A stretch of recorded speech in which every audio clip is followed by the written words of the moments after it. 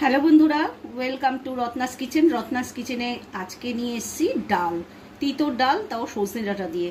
তো এটা ডাল বানাবো হচ্ছে মুগ ডাল দিয়ে, কাঁচা মুগ ডাল দিয়ে তিতোর ডাল বানাবো। ডাল নিয়ে নিয়েছি এক বাটির মতন, ধুয়ে নিয়েছি ভালো করে, এখনো জল রয়েছে। আর একটা প্রেশার কুকার নিয়ে নিয়েছি। আর মশলার মধ্যে নিয়ে নিয়েছি রাঁধুনি আর লঙ্কা, তেজপাতা আর কুচনো আদা, নুন, হলুদ আর হচ্ছে সজনে ডাঁটা আর উচ্ছে নিয়েছি। ডালগুলো প্রেশার কুকারে ছেড়ে দিলাম। আন্দাজ মতন একটু নুন, তবে পরে একটু টেস্ট করে দেখতে হবে। আপাতত দিলাম, ডালটা যাতে তাড়াতাড়ি সিদ্ধ হয়ে যায়। আর দিয়ে দিচ্ছি 1 গ্লাসের মতন জল। এই জল এবার 4টে সিটি দিয়ে ডালটাকে পুরো সিদ্ধ করে নেব। 4টে সিটি দিয়ে ডালটাকে ঢাকনা খুলে নিয়েছি। এবার দিয়ে দেবো ডাঁটাগুলো, কারণ ডাঁটাগুলোকেও সিদ্ধ করতে হবে।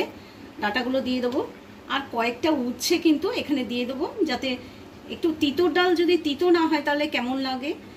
আর দিয়ে দেবো হলুদ আন্দাজ মতন, দিয়ে দেবো সামান্য একটু আদা আর একটুখানি জল দিয়ে আবার একটা সিটির অপেক্ষায় থাকবো। সিটি দিয়ে তারপরে নামিয়ে নেবো। তো ঢাকা দিয়ে দিলাম। এবার একটা সিটি দিয়ে এটাকে নামিয়ে নেবো। ডাল সিদ্ধ হয়ে গেছে, ডাল নামিয়ে নিয়েছি। এবার দিয়ে দিচ্ছি 2টো কাঁচা লঙ্কা একটু ফাটিয়ে, আর কড়াই বসিয়ে দিয়েছি, কড়াইতে তেল দিয়ে দিচ্ছি। এবার দিয়ে দেবো আদা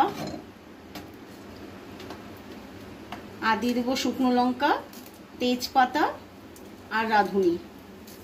এখানে যদি রাঁধুনি একান্তই যদি না থাকে তাহলে কিন্তু সর্ষে ফোড়ন দেওয়া যেতে পারে। তো আমি রাঁধুনি ছেড়ে দিলাম, একটুখানি ভাজা ভাজা হয়ে নিক।